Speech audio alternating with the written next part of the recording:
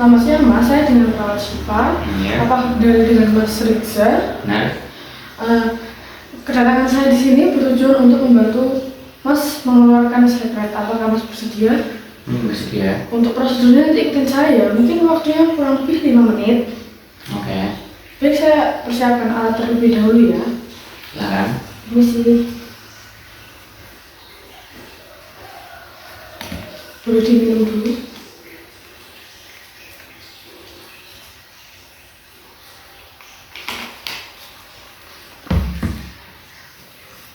Boleh tolong dipegang. Untuk tempat mengeluarkan sekret, nanti saya bantu mengetuk punggung Mas dari belakang. Boleh agak menunduk.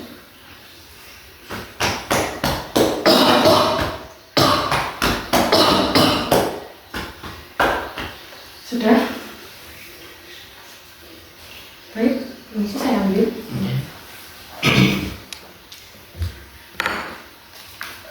Bisa diminum lagi? Udah Mas, agak enakan apa belum? Lumayan. Baik, apakah ada yang ditanyakan? Enggak dulu. Jika tidak ada, saya akan kembali ke ruang perawat dulu. Ya, silakan. Selamat siang. Yang